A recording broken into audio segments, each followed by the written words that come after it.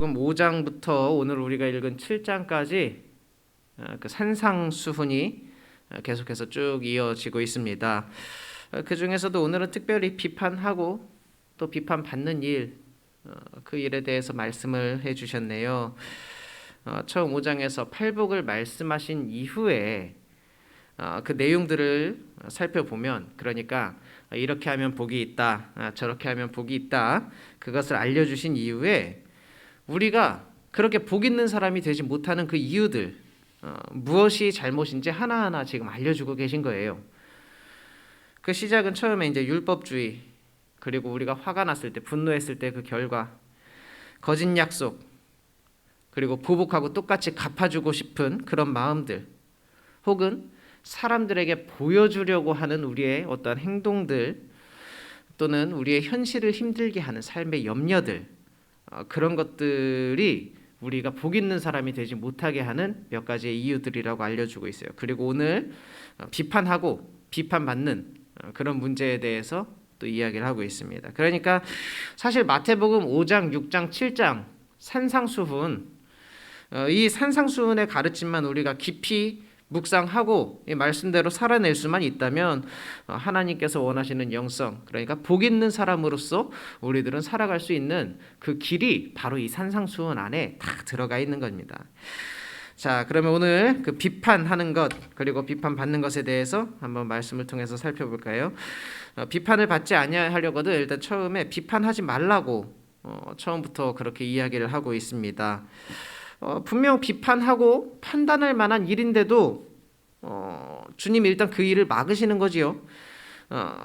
근데 가만히 1절만 읽어보면 뭔가 내가 비판을 하면 나도 나중에 비판을 받을 수 있으니까 하지 말아라, 이렇게 읽혀질 수가 있어요. 뭔가 좀 이기적이고 혹은 또 나만 생각하는 그런 느낌이 들기도 하는데, 말씀을 조금 더 읽어가 보니까 3절에서 바로 주님이 무슨 말씀을 하시냐 하면, 다른 사람 눈에 있는 티는 보면서 어떻게 네 눈 속에 있는 들보는 보지 못하냐는 거예요.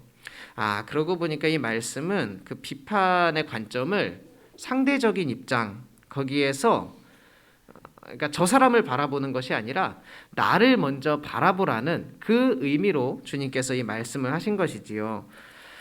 자기 자신한테는 굉장히 관대하면서 다른 사람한테는 그 잣대가 너무 엄격한 사람들이 있어요.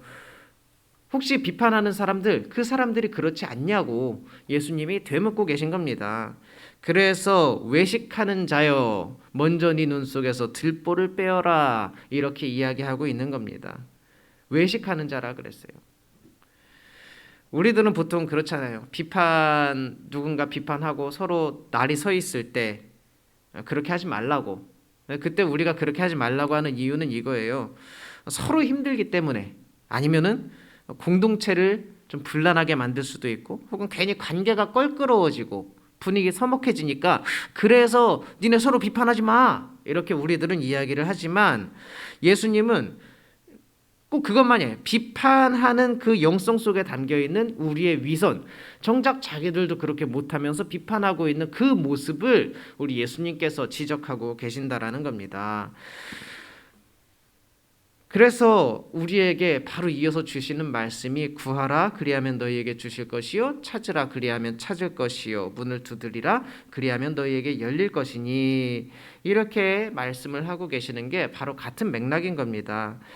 비판하고 싶은 마음, 그리고 비판받을 때의 이 속에 있는 억울함, 이 속에서 우리들이 어떻게 해야 하는가, 바로 비판하는 자세가 하나님 앞에 내 안에 있는 위선이라, 그것을 우리들이 먼저 깨닫고요, 그 비판의 마음이 이 안에서 막 요동칠 때 그것이 위선이다라고 내가 먼저 깨달을 수가 있고, 그 다음에 그러면 하나님 내가 어떻게 하면 좋을까요? 하나님께 물어보는 거예요. 그렇게 구하고 찾는 겁니다. 그럴 때에 우리가 비로소 하나님이 우리에게 주시는 복을 누리는 삶을 살 수가 있다라는 거예요. 저 사람 지적하고 싶은데 참고 하나님한테 한 번 더 물어보는 거. 비판으로부터 자유로워지기 위해서도 마찬가지입니다. 누군가 나를 비판할 때 억울한 마음이 막 들 때에도 하나님께 한 번 더 물어보는 거, 구하고 찾고 그 안에서 해결하라는 거예요. 그 안에서.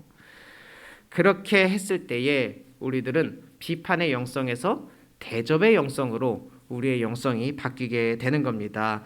그래서 바로 계속 연결돼서 나오는 내용이 그거예요. 남에게 대접을 받고자 하는 대로 너희도 남을 대접하라. 이것이 비판에 대한 이야기에 이어서 바로 나오는 예수님의 가르침인 겁니다. 비판의 마음을 우리 안에서 빼내어 버리면 그때 우리는 이 비어있는 공간에 비로소 다른 사람을 대접할 수 있는 마음을 채워넣을 수가 있는 거예요.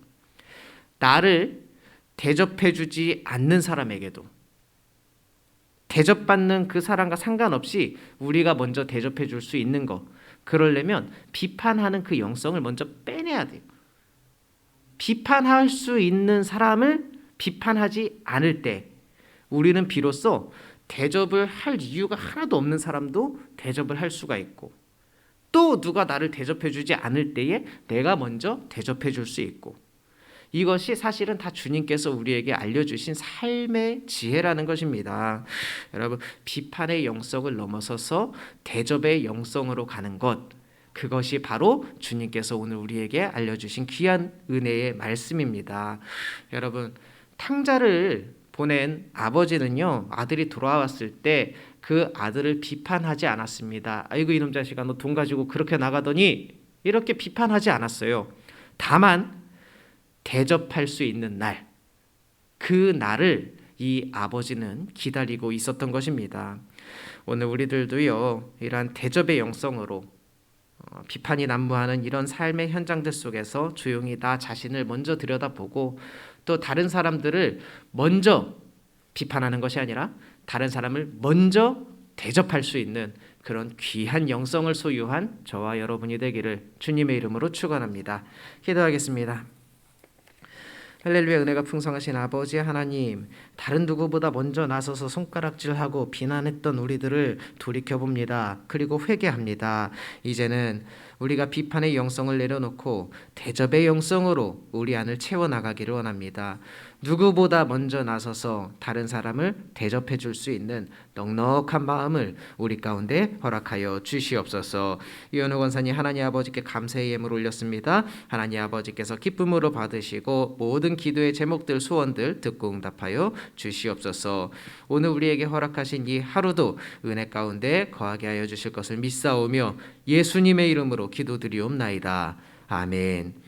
하늘에 계신 우리 아버지여, 이름이 거룩히 여김을 받으시오며 나라에 임하옵시며 뜻이 하늘에서 이루어진 것 같이 땅에서도 이루어지이다.